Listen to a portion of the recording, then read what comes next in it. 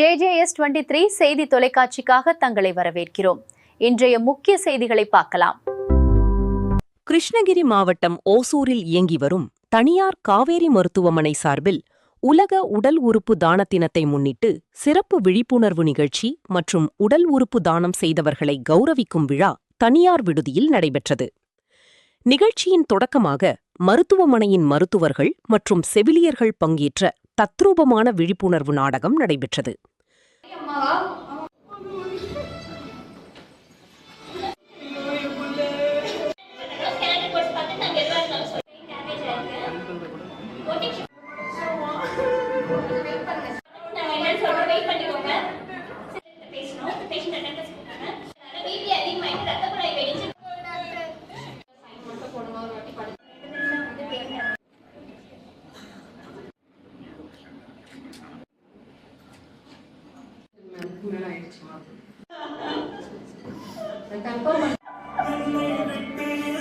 சொல்றது கேளுங்க. அப்பா வந்து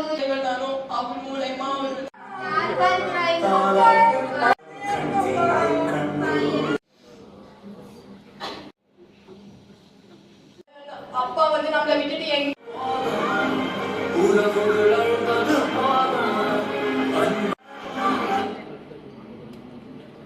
ஒரு உயிர் பிரிந்தாலும் பலம் மாறலாம். தொடர்ந்து மருத்துவர்கள் உடல் உறுப்பு தானத்தின் அவசியம் மற்றும் அதன் வழிமுறைகள் குறித்து விளக்கமளித்தனர்.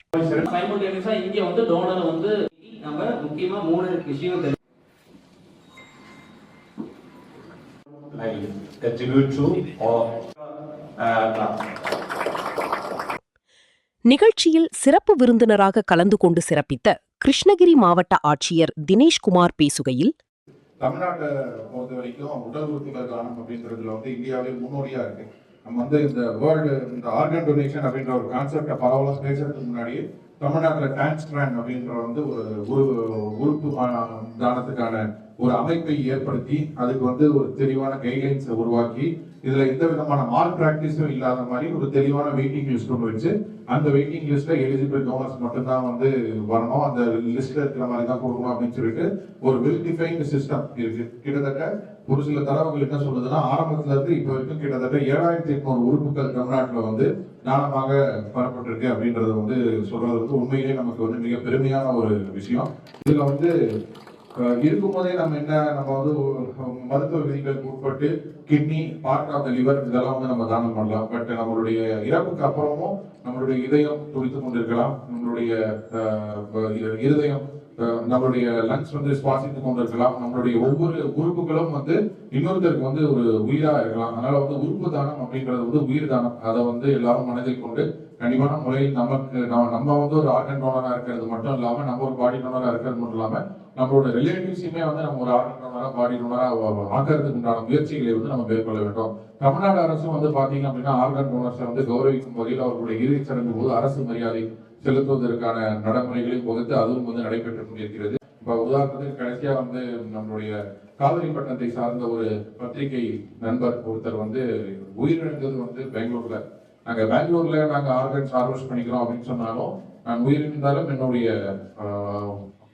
உயிரிழந்தாலும் அவருடைய உறுப்புகள் தமிழ்நாட்டில் இருக்கிறவங்களுக்கு தான் வந்து பயன்படணும் அப்படின்றதுக்காக அவருடைய குடும்பத்தார்கள் அனைவரும் இணைந்து இங்க வந்து நம்மளுடைய மெடிக்கல் காலேஜ் ஹாஸ்பிட்டல்ல வந்து அவர்களுடைய உறுப்புகளை வந்து தானம் கொடுத்தார்கள். அவருக்கு வந்து அந்த நல்ல ஆத்மாவிற்கும் இந்த நல்ல ஆத்மாவின் குடும்பத்திற்கும் இந்த தருணத்தில் என்னுடைய மரியாதைகளையும் அன்பு கலந்த வணக்கத்தையும் நன்றியையும் நான் வந்து தெரிவித்துக் கொள்கிறேன்.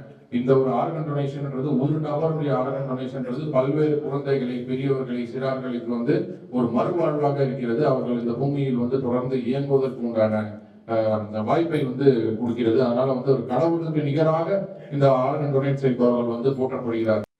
இதனைத் தொடர்ந்து உடல் உறுப்பு தானம் அளித்த குடும்பத்தினருக்கும் உறுப்புகளை பெற்று மறுவாழ்வு பெற்றவர்களுக்கும் மாவட்ட ஆட்சியர் நினைவு பரிசுகளை வழங்கி பாராட்டினார். இந்நிகழ்வில் ஓசூர் சார் ஆட்சியர் திருமதி ஆக்ருதி சேத்தி, மருத்துவமனை இயக்குனர் மருத்துவர் PT அரவிந்தன் மற்றும் மருத்துவர்கள், செவிலியர்கள், பொதுமக்கள் பலர் கலந்து கொண்டனர்.